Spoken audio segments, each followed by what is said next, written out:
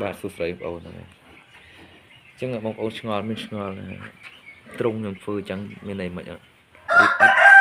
អត់រៀបពាក់ដែរហើយនឹងពាក់កណ្ដាលដែកដាក់ដែកធ្វើជាកាឡាយើងបែងជាកាឡាវាជាលក្ខណៈជាលបងជាទ្រង់ហ្នឹងមិនបានជាខ្ញុំធ្វើអញ្ចឹងមានឆ្ងល់អត់អញ្ចឹងសម្រាប់បងប្អូនដៃថ្មីអត់ដែលចាំជ្រូកកដោឬជ្រូកព្រៃខ្ញុំប្រាប់ពីរបៀបធ្វើទ្រង់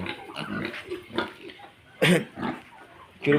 កប្រភេទជ្រូកហ្នឹងជ្រូកព្រៃជ្រូកកដុលអីហ្នឹងបើយើងធ្វើទ្រង់រៀបតែអត់កម្ពស់ហ្នឹងក៏ដោយក៏លោតរួចដែរ1ម៉ែត្រកន្លះក៏លោតរួចដែរឲ្យយើងរៀបអត់បើយើងរៀបអត់ពេញទាំងអស់គឺលោតរួចតែបើក្នុងករណីមួយយើងធ្វើអត់ពាក់កណ្ដាលហើយនឹងដាក់ដែកពីលើអញ្ចឹងទៅអត់លោតទេលក់រួចទេជ្រូកវាឃើញតែវាហកម្លងវាហក់តែម្លងតែអត់ទេដល់ពេលហកម្លងអត់បុកជាមួយដែកអញ្ចឹងលបងដែកអញ្ចឹងហើយអញ្ចឹងវាអត់ចេញរួចទេហើយហ៊ានតែធានធ្វើលបងដល់ខាងលើ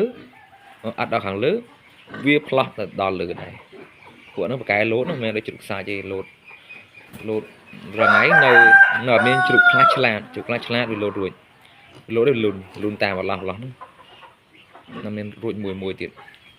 អញ្ចឹងរបៀបធ្វើទ្រង់ជ្រូកកដោជ្រូកព្រៃនេះបើធ្វើអត់ដឹងគឺដាក់អត់ជាប់ទេដាក់វាអត់ជាប់ទេខ្ញុំធ្លាប់ទៅចាប់ជ្រូកនៅផ្ទះម៉ួយហើយខ្ញុំទៅចាប់គាត់រៀបអត់កពស់ក្បាលរៀបអត់ទាំងអស់ដល់ពេលខ្ញុំចូលចាប់មានអីលោតចេញទាំងអស់រួចទាំងអស់រួចចេញពីត្រង់ចាប់ទម្រាំតែបានវាបកែលោតហ្នឹងបងដូចខ្សែអញ្ចឹងហើយបើព្រៃសុតអីចប់បាញ់ដាក់វាជាប់ទេពួកហ្នឹងលោតដូចស្អីទៅបាក់ក្នុងការដាក់វាហ្នឹងហើយមួយទៀតនេះត្រង់ចេះបាននេះត្រង់ដូចជ្រូកសាច់ដែរប៉ុន្តែបើជ្រូកបងប្អូនបកែលោតបកែហក់ផ្អើលហ្នឹងមេធំបានធ្វើដាក់ចឹងដាក់មួយផ្លោះមួយចឹងមកផ្លោះវា40មួយ50មួយដាក់ផ្លោះចឹងហក់តាណារួចលេងហក់រួចទេជ្រូកហ្នឹងតើយើងធ្វើដឹងពីរបៀបធ្វើត្រង់ដាក់បានជាងស្រួលបានដាក់វាជាប់ដល់មួយនោះដាក់អត់ជាប់ឯងវាចេះជ្រូកវាចេះជាងគេវាឡើងតែរួចនឹងមិនវាហើយហ្នឹងហើយសម្រាប់បងប្អូនដែលអត់ទាន់ចេះធ្វើទ្រង់មើលគម្រោងរបស់ខ្ញុំទៅគំរូរបស់ខ្ញុំអាចធ្វើតាមខ្ញុំបានណាហើយបងប្អូនមានកំណត់ល្អជាងហ្នឹងក៏ធ្វើទៅ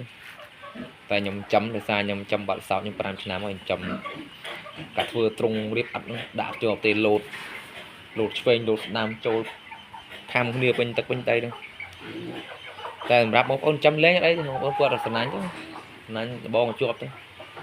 យើងលេងមិនអីវាមិនហត់តាណាទេចឹងវីដេអូនេះមានប៉ុណ្ណឹងអរគុណច្រើនបងប្អូនណាជ្រូកលក់ជ្រូកពីលវឹងលក់ចេញចង់អស់